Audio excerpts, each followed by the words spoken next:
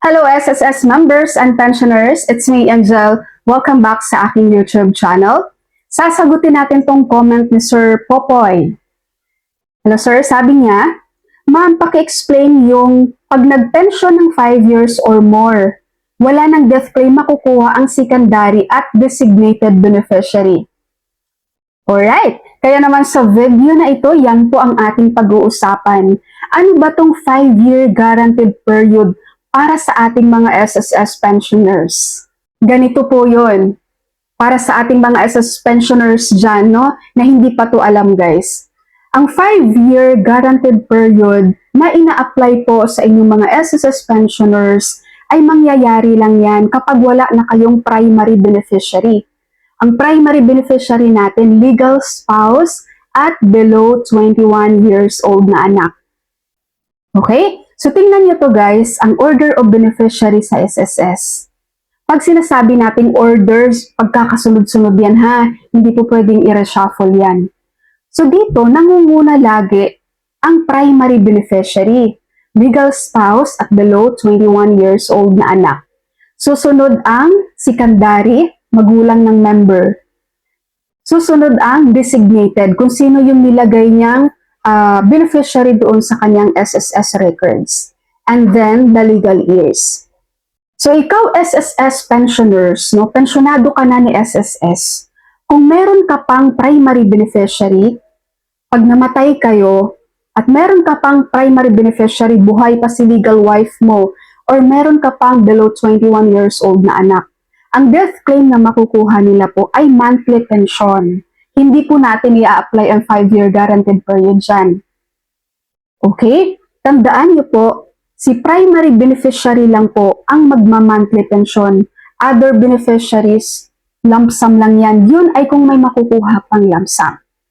Kahit ikaw, SSS pensioner, 10 years ka nang nagtatanggap ng pension kay SSS or 15 years tapos namatay kayo, pero buhay pa si legal wife mo, siya po ay magiging survivor pensioners mo. Monthly pension ang kanyang matatanggap na death claim kay SSS.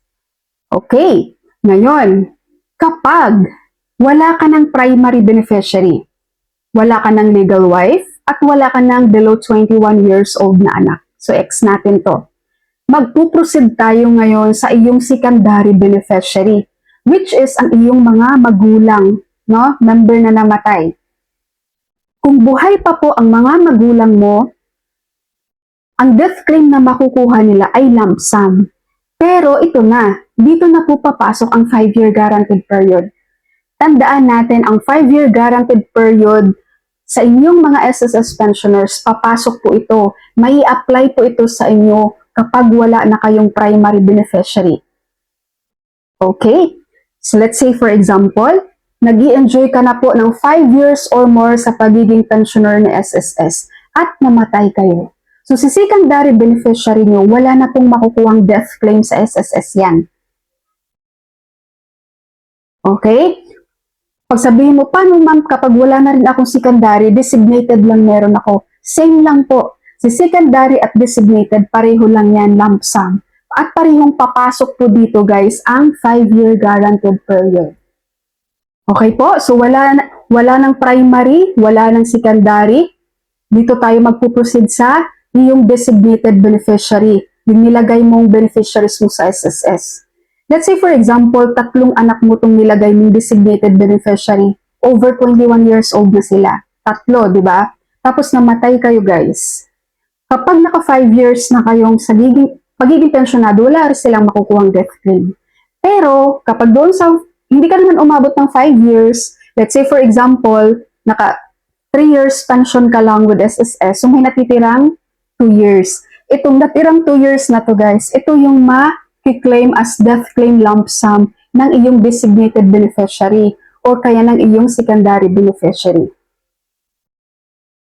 Okay po. So let's say, ang iyong designated beneficiary, meron kang 3 anak doon na over 21 years old, di ba? So, yung 2 years na natira, paghahatian po ng 3 anak mo yun.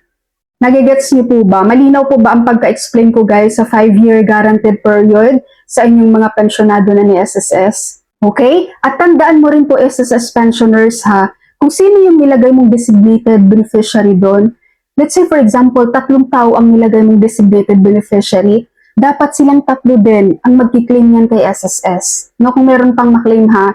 Kasi kapag 2 lang yung pupunta doon kay SSS guys, hahanapin ni SSS yung isa. Asan to si designated beneficiary rin to ni pensioner. Pagsasabihin ay patay na po ito, so kailangan dapat meron silang ma-present po na death claim at death certificate nitong designated beneficiary mo na nawala. Kasi hahanapin talaga to ni SSS guys.